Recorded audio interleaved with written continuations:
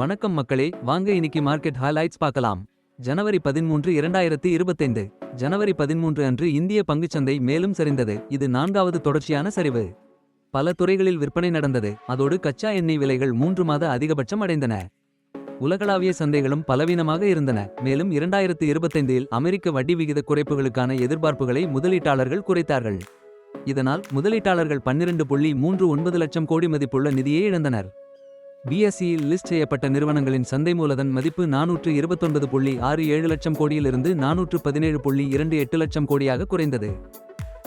முடிவில் சென்செக்ஸ் 1048.90 புள்ளிகள் அல்லது 1.36% சரிந்து 76,330.01 ஆகவும், நிப்டி 345.55 புள்ளிகள் அல்லது 1.47% சரிந்து 23,085.95 ஆகவும் இருந்தது. வர்த்தகம் செய்யப்பட்ட 2935 பங்குகளில் 326 பங்குகள் அதிகரித்தன. 2525 பங்குகள் சரிந்தன. 84 பங்குகள் மாறாமல் இருந்தன. 22 பங்குகள் அதன் 52 வார உச்சத்தை எட்டின. 429 பங்குகள் அதன் 52 வார குறைந்த அளவை எட்டின. 36 பங்குகள் மேல் சுற்றிலும் 348 பங்குகள் கீழ் சுற்றிலும் இருந்தன. TCS, IndusInd Bank, axis bank மற்றும் ஹிந்துஸ்தான் யூனிலிவர் ஆகியவை நிப்டியில் அதிக லாபமடைந்தன. அதே நேரத்தில் Adani enterprises, trend, BPCL, BEL மற்றும் பவர்கிரிட் ஆகியவை இழப்புகளை சந்தித்தன. இன்று செய்திகளில் இருக்கும் பங்குகளை இப்போது பார்ப்போம். Aditya Birla capital Morgan Stanley பங்குகளை ஈக்குவல் வெயிட் இலிருந்து ஓவர்வெயிட் ஆக உயர்த்திய பின்னர் AB கேபிட்டல் பங்குகள் உயர்ந்தன. மேலும் இலக்கு விலையை 247 ரூபாய் ஆக நிர்ணயித்தது. இது 40 விழுக்காடுக்கும் அதிகமான உயர்வை குறிக்கிறது. கடந்த 3 மாதங்களில் AB கேபிட்டல் பங்குகள் 21 விழுக்காடுக்கும் அதிகமாக குறைந்துள்ளன. இது நிப்டி 50 குறியீட்டின் 7 விழுக்காடு சரிவுடன் ஒப்பிடும்போது குறிப்பிடத்தக்கது. IndusInd Bank வெளிநாட்டு நிறுவன முதலீட்டாளர்களின் விற்பனைக்கு பின் டிசம்பர் ஷேர்ஹோல்டிங் பேட்டர்ன் வெளிநாட்டு இடைவெளி அதிகரித்ததை அடுத்து IndusInd வங்கி பங்குகள் உயர்ந்தன. செப்டம்பர் காலாண்டின் 55.5 விழுக்காடு இருந்து டிசம்பரில் FII கள் பங்கு 46.6 விழுக்காடு ஆக குறைந்தது. வெளிநாட்டு இடைவெளி 25 விழுக்காடு தடை வரம்பை மீறுவதால் MSCI தற்போது ஹாஃப் ஃப்ளோட் ஃபேக்டர் ஐ பயன்படுத்துகிறது. பயோகன் மலேசியாவில் உள்ள பயோகன் பயாலஜிக்ஸ் இன்சுலின் உற்பத்தி நிலையத்திற்கு அமெரிக்க FDA அனுமதி அளித்ததை தொடர்ந்து பயோகன் பங்குகள் 4 விழுக்காடுக்கும் மேல் உயர்ந்தன. இது முக்கியமான ஒழுங்குமுறை தடைமுறையை முடிவுக்கு கொண்டு வந்தது.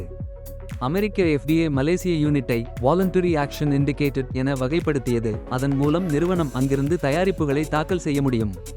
டாடா கன்சல்டன்சி சர்வீசஸ் TCS நிறுவனத்தின் சாதகமான Q3 வருவாய் அறிக்கையை தொடர்ந்து பங்குகள் தொடர்ந்து உயர்ந்தன. இது ஐடி சேவைகளுக்கான சந்தை மனநிலையை உயர்த்தியது. Q3இல் பலமான ஒப்பந்த வெற்றிகள் மூலம் தேவை மீண்டும் எழும் தொடக்க குறியீடுகளில் நிர்வாகம் நம்பிக்கை வெளிப்படுத்தியது மற்றும் CY25 மற்றும் FY26இல் வலுவான செயல்திறனுக்கான வழிகாட்டுதலை வழங்கியது. 197 கம்யூனிகேஷன்ஸ் பேடிஎம் நிறுவனத்தின் தலைமை நிறுவனமான 197 கம்யூனிகேஷன்ஸ் பங்குகள் 4வது தொடர்ந்து கிழந்த நிலையிலும் 6 விழுக்காடுக்கும் மேல் சரிந்து ஒரு பங்கு 796 ரூபாய் 10 பைசா வரை குறைந்தன. Nifty realty index Nifty realty குறியீட்டு தொடர்ந்து சரிவடைந்தது. இன்டிராடேவில் 4.5 விழுக்காடு வரை சரிந்து 6வது தொடர்ச்சியான சரிவில் 12 விழுக்காடுக்கும் மேல் குறைந்தது. பெரிய அளவிலான திட்டங்களின் அறிமுகங்கள் இல்லாதது மற்றும் பலவீனமான உலகளாவிய குறியீடுகள் அமெரிக்க வங்கி வட்டி விகித குறைப்பின் வேகத்தால் உருவான நம்பிக்கையை குறைத்தது. கடந்த வாரத்தில் குறியீட்டினை 7.83 விழுக்காடு குறையச் செய்தன.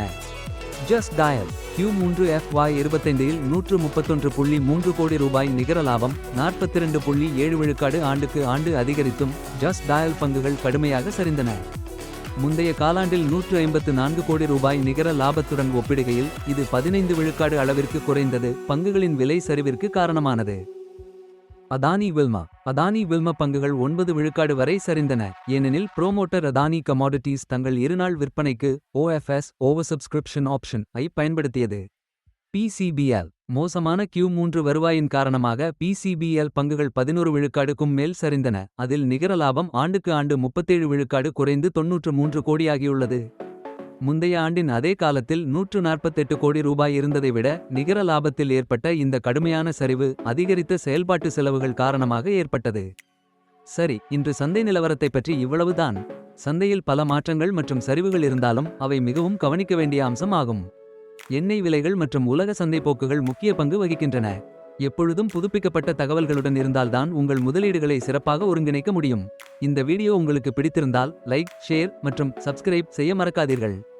அடுத்த வீடியோவில் சந்திக்கலாம். அதுவரை நன்றி மற்றும் ஹாப்பி இன்வெஸ்டிங்.